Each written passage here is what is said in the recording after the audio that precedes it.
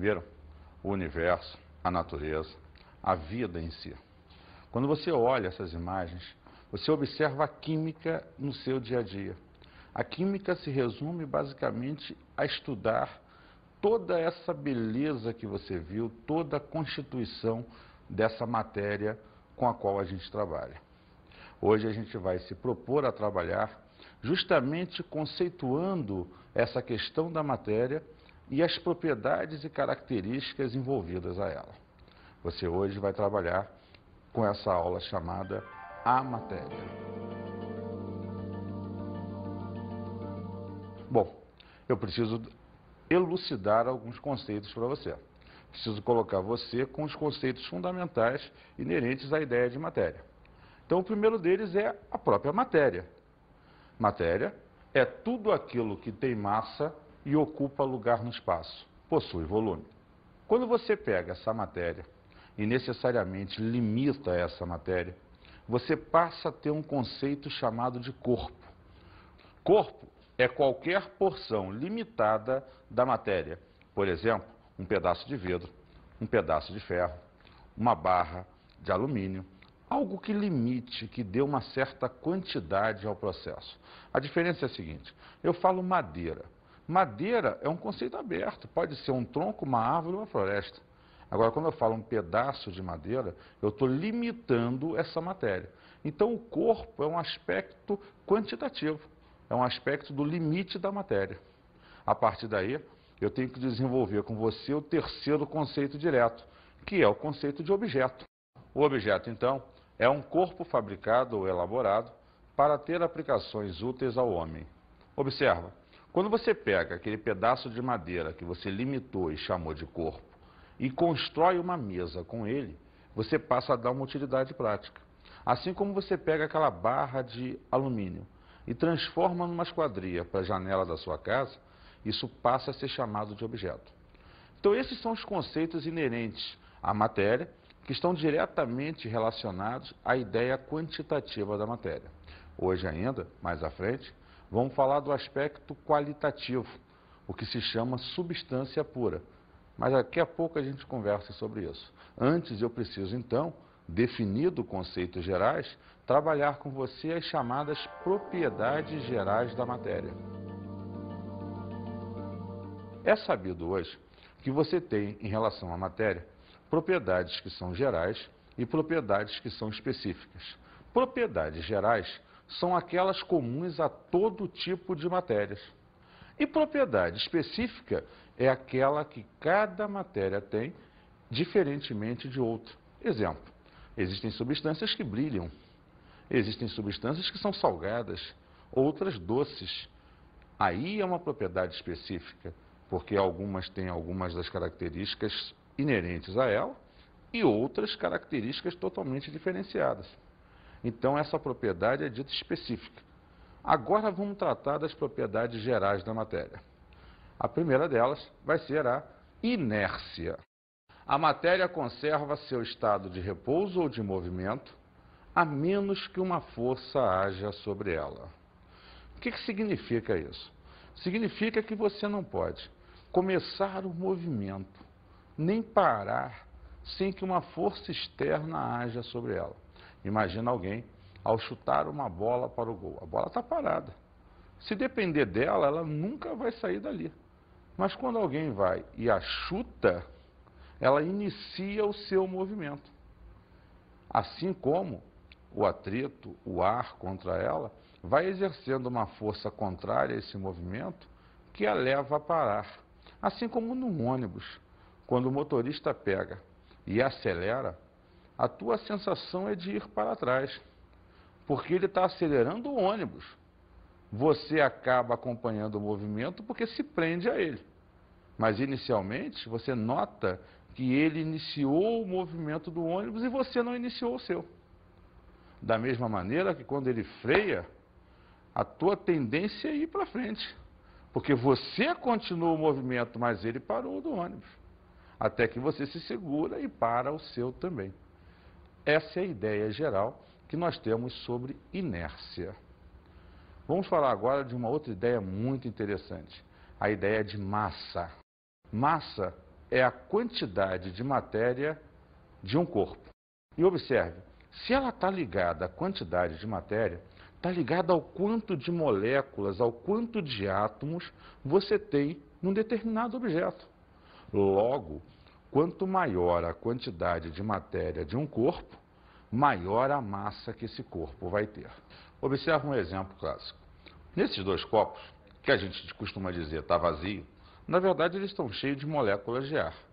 Como as moléculas de ar são gasosas, elas estão mais afastadas. Logo, eu tenho menos moléculas e tenho uma menor quantidade de matéria. Porém, se num deles eu coloco água, eu estou substituindo as moléculas do ar por moléculas de água. Então, eu posso afirmar que nesse copo a quantidade de matéria é muito maior, porque eu tenho agora um número muito maior de moléculas aqui dentro. Se eu pesar os dois, esse adquirirá mais massa. Peso, fisicamente falando, é a atração gravitacional sobre a massa do corpo. Porém, é típico se falar o termo peso envolvido a ideia de massa na química. Mas a gente sabe que massa é a estrita quantidade de matéria do corpo. E peso é a ação da gravidade sobre essa massa. Fisicamente, é dessa forma que é analisado. Só que aqui, por uma questão geral, a palavra peso no popular se confunde um pouco. E a gente vai estar relacionando a ideia de massa apenas. Ok? Vamos lá, a segunda propriedade da matéria. Extensão é o espaço ocupado por um corpo e corresponde ao volume do corpo. Então, a ideia de extensão está diretamente ligada à ideia do volume ocupado por esse corpo. Quanto maior a extensão do corpo, maior o volume ocupado por ele. Essa é uma ideia tranquila e que toda a matéria, como ocupa lugar no espaço, tem extensão. Então, ela está inerente ao próprio conceito de matéria. Legal? Impenetrabilidade. Ela diz o seguinte: duas porções de matéria não podem ocupar o mesmo lugar ao mesmo tempo. O que isso quer dizer? Que simultaneamente, no mesmo espaço de tempo, você não pode ter dois corpos, dois pedaços de matéria, seja lá, interpolando-se um ao outro. Eles podem ocupar um momento aqui, tirar, coloca o outro. Mas simultaneamente não é possível. Veja só esse exemplo da bacia. Você tem uma bacia cheia de água e ele coloca a mão dentro dessa bacia. Como a mão não pode ocupar o mesmo lugar que a água, quando a mão penetra na bacia, a água sai pelas bordas. O mesmo volume que a mão passará a ocupar, saiu de água fora da bacia. E aí fica clara essa ideia, ok? Vamos falar de mais uma propriedade. Compressibilidade. É quando a matéria está sofrendo a ação de uma força e o seu volume diminui. Veja o contexto de uma seringa, por exemplo. Você coloca a mãozinha tapando a ponta da seringa e empurra o êmbolo. Ela inicialmente estava cheia de ar. Quando você aplicou uma força no êmbolo, você comprimiu esse ar. É claro que até um ponto, tem uma hora que não dá para comprimir mais a matéria, mas você conseguiu diminuir o volume ocupado por essa matéria. Essa é a ideia da compressibilidade. É a ideia que você consegue, seja para qualquer matéria, diminuir o volume ocupado por ela. Alguns tipos de matéria, como metais, é muito mais difícil, mas é possível ser feito porque em todas elas existe um espaço entre as suas moléculas e átomos que facilita ou que faz com que essa propriedade possa existir. Contrapondo-se a ela, tem uma outra muito interessante, a elasticidade. Na elasticidade, você vai observar que a matéria volta ao volume e à forma iniciais quando cessa a compressão. Veja só, o que a gente percebe nesse fato é o caso contrário ao da compressibilidade. Você comprimiu a matéria, ela está ocupando o menor volume, só que você criou a força. Quando você cessa a ação da força, as moléculas e átomos tendem a voltar ao seu lugar natural. E aí você tem a matéria sofrendo uma elasticidade, um aumento natural do volume que antes fora comprimido. Essa é a ideia de elasticidade do processo. E observe, todas até aqui, mais algumas que vamos discutir, estão relacionadas a qualquer tipo de matéria. Por isso, sempre é bom relembrar, são propriedades gerais dessa matéria. Então, concluindo o conceito geral, a compressibilidade e a elasticidade são propriedades opostas. Uma causa a contração, ou seja, a redução do volume, e a outra causa a expansão, ou seja, o aumento do volume. É o caso da seringa, que foi demonstrado através das imagens que vocês viram. Vamos ver uma próxima propriedade, a divisibilidade. Divisibilidade significa que qualquer espécie de matéria pode ser dividida em partes cada vez menores até atingir o átomo, que, se for dividido, perde as propriedades dessa matéria. Então, Edson, eu posso pegar uma grande árvore, cortar em pedaços, esses pedaços em pedaços menores ainda, e chegar às moléculas que formam essa estrutura. E essas moléculas ainda podem ser divididas em pedaços menores ainda, os átomos. Porém, aí, se houver uma nova divisão, que é possível, este perderá as suas propriedades. Ou seja, dividir você pode o tempo todo, mas no caso da matéria manter as suas características, essa divisão vai até a ideia de átomo. A partir dessa ideia, se você dividir, ela passa a perder as suas propriedades. Vamos ver mais uma. A porosidade significa dizer que toda matéria tem espaços entre as partículas que a constituem, não importa se moléculas, átomos, íons. Logo, a matéria é descontínua, ou seja, existem espaços vazios que você denomina de poros. Esses espaços facilitam para que você tenha aquela questão da compressibilidade. Veja esse exemplo simples. Você tem uma esponja, tem aqui do lado uma bacia com água. Observa os poros dessa esponja, esse espaço vazio ao qual eu estava me referindo. Olha o que eu vou fazer. Vou contrair a esponja, vou colocá-la dentro da bacia com água e vou soltar. Observa que o volume da bacia diminuiu, porque boa parcela da água ocupou os espaços vazios que existiam na esponja, os poros. Com isso, você percebe mais facilmente a existência desses poros. Vamos ver então a próxima propriedade. Indestrutibilidade. Nosso velho papai Lavoisier. Lembra? Na natureza nada se cria, nada se perde. Tudo é transformado. É o consenso dessa propriedade. Vem comigo. A matéria não pode ser criada nem destruída, apenas transformada. É a base do conceito de Lavoisier. Você pode pegar átomos, reorganizá-los, eles vão se transformar numa outra coisa, mas não vão deixar de existir. Você vê esse caso, um pedaço de madeira. Você bota fogo nesse pedaço de madeira, ele vai virar cinza, vai produzir fumaça, ou seja, ele produziu substâncias gasosas, ele produziu restos, que são diferentes da madeira que eu tinha antes. Mas eu não destruí a matéria. Eu apenas reorganizei os átomos que antes estavam formando essa dita madeira e agora estão formando outros tipos de substâncias. Então, você não pode destruí-lo, apenas transformá-los. Isso vai ser o gancho certo nas próximas aulas sobre as reações químicas que transformam a matéria em outros tipos de matérias diferentes das que você tinha no início. Legal? Vamos ver agora as propriedades específicas da matéria. É interessante você perceber que até aqui nós havíamos falado das propriedades gerais, comuns a todo tipo de matéria.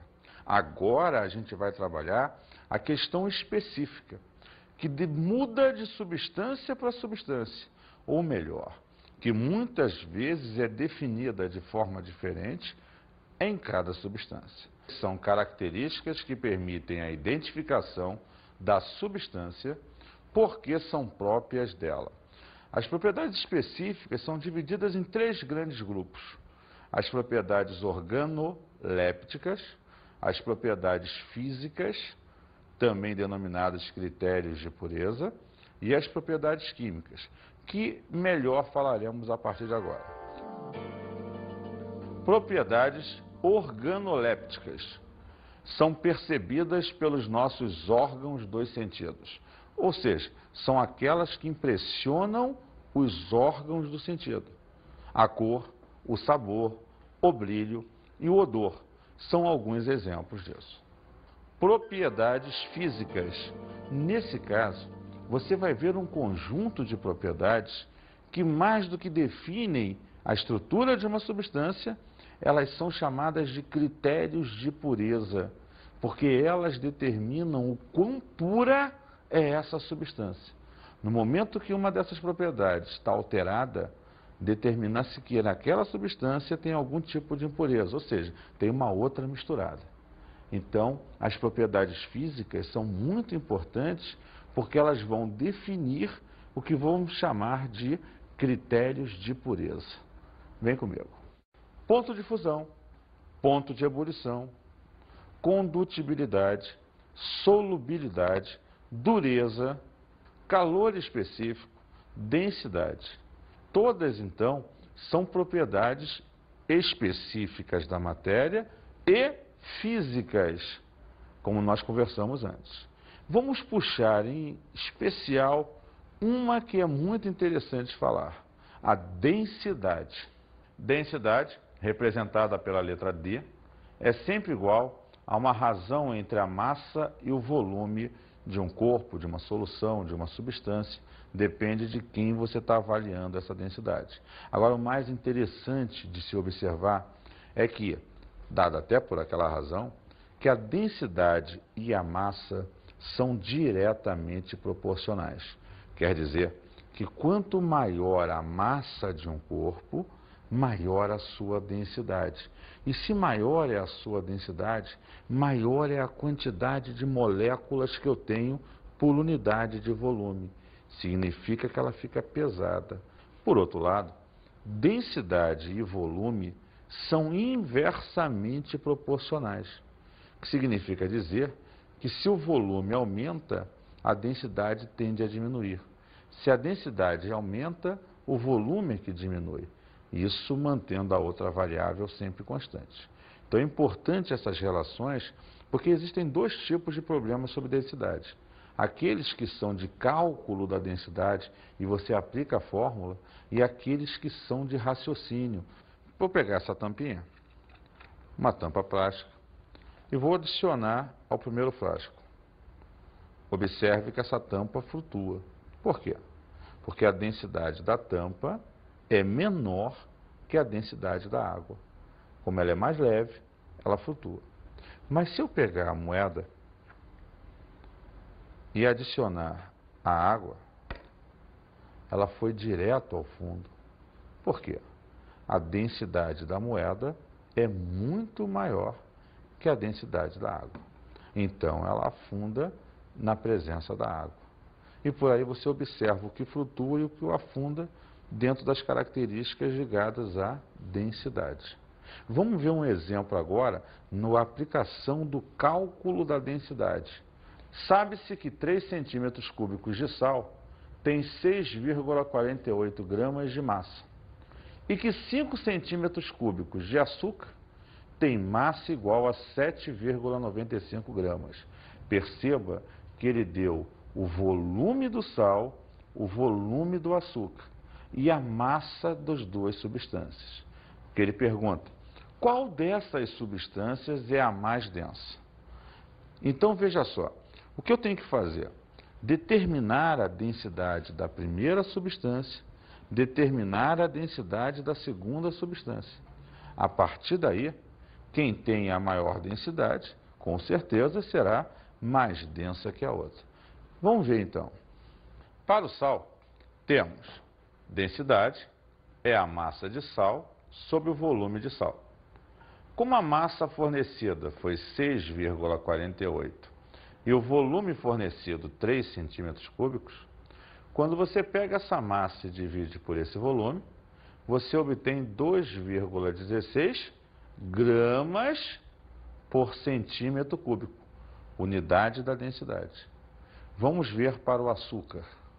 Densidade do açúcar é a massa de açúcar sobre o volume ocupado pelo mesmo. Então, a massa de açúcar fornecida foi 7,95 gramas.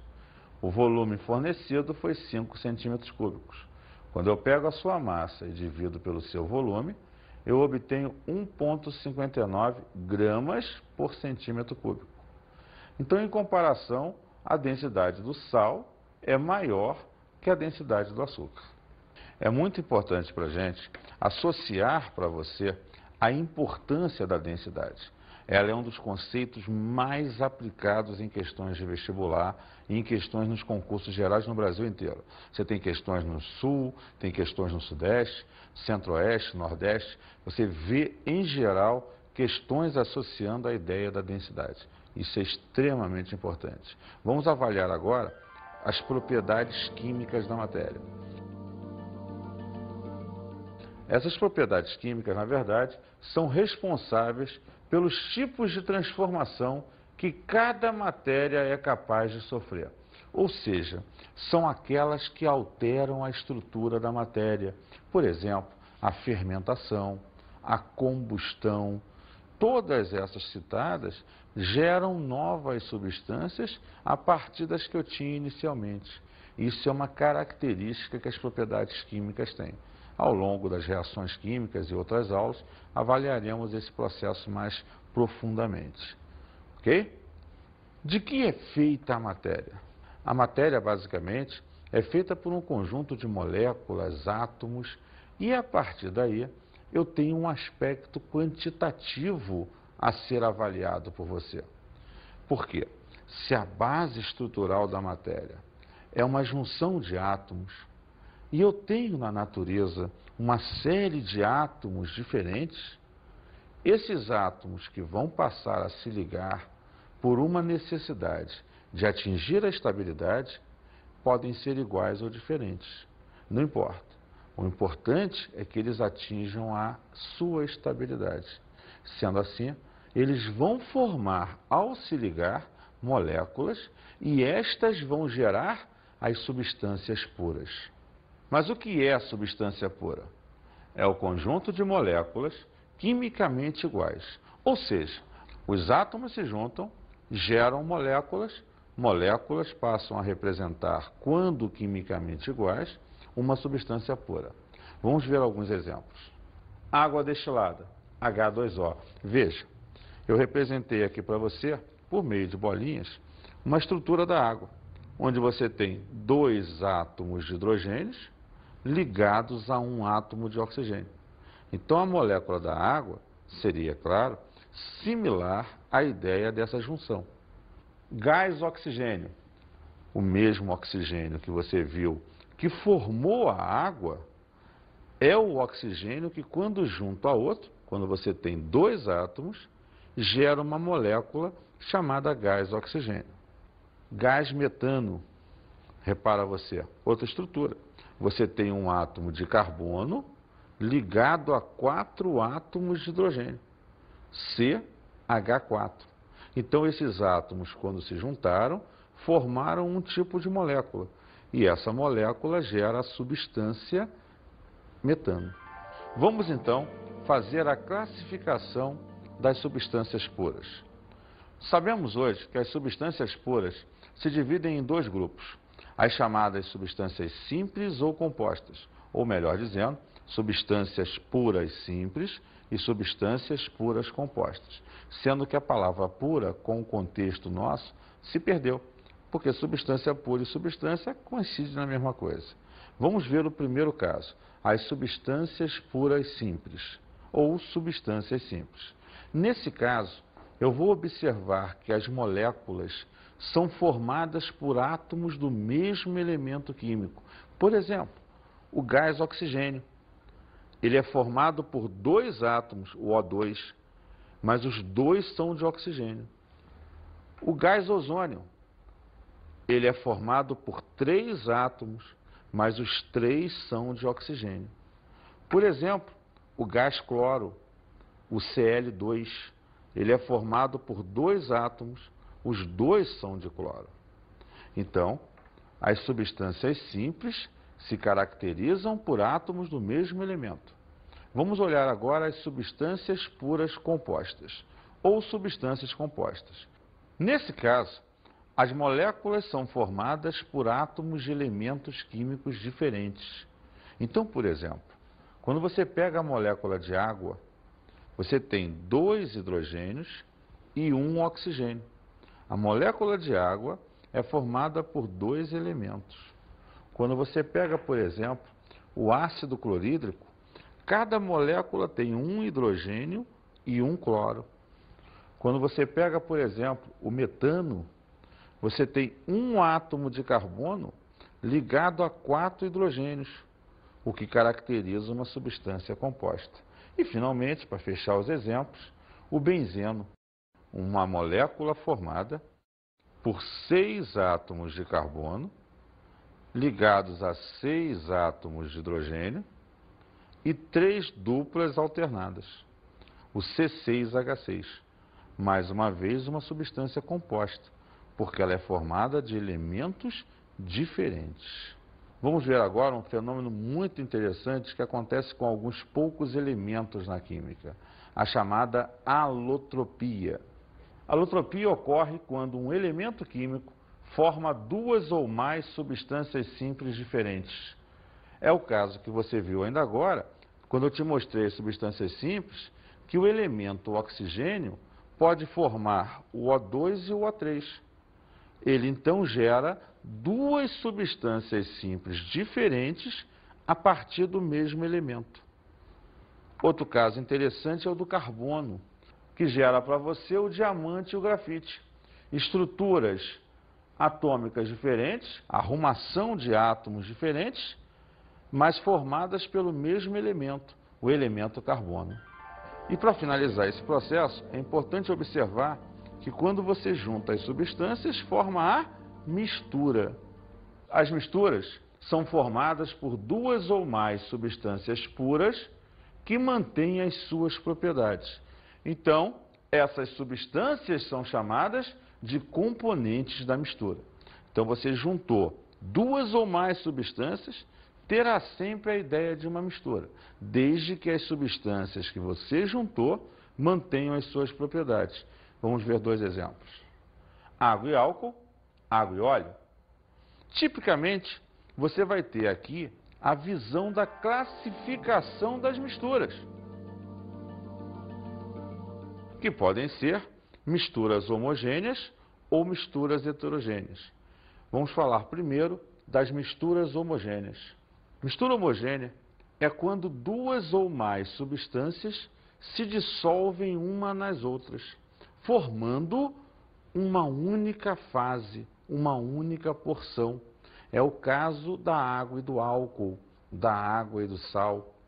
Já a mistura heterogênea é aquela na qual as substâncias não se dissolvem, originando então 2 ou mais fases, como água e óleo, areia e água e gasolina.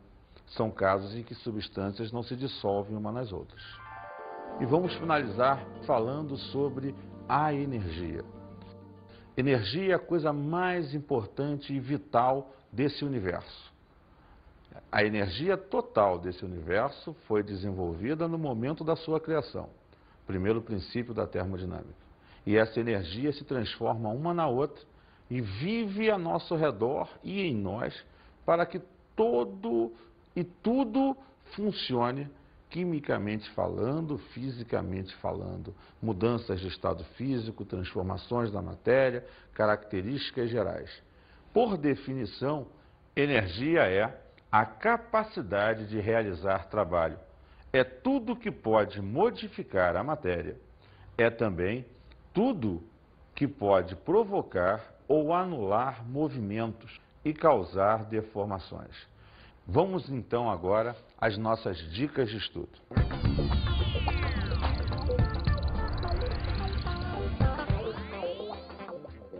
Uma dica interessante nessa fase é você dar uma revisada em todos os conceitos ligados à matéria ou ao que nós chamamos de aspectos macroscópicos. E com isso, dá uma exercitada e procure ver outros exemplos além do que nós trabalhamos hoje aqui.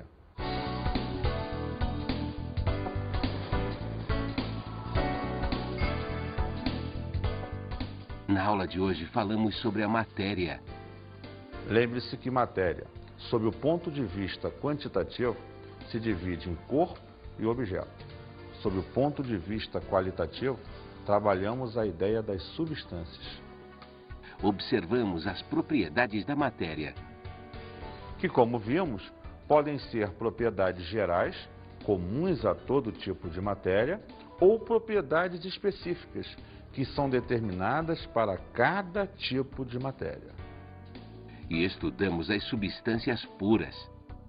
Sabemos hoje que as substâncias são conjuntos de moléculas formadas pela junção de átomos, e elas podem ser substâncias simples, quando formadas por átomos do mesmo elemento, e substâncias compostas, quando formadas por átomos de elementos diferentes.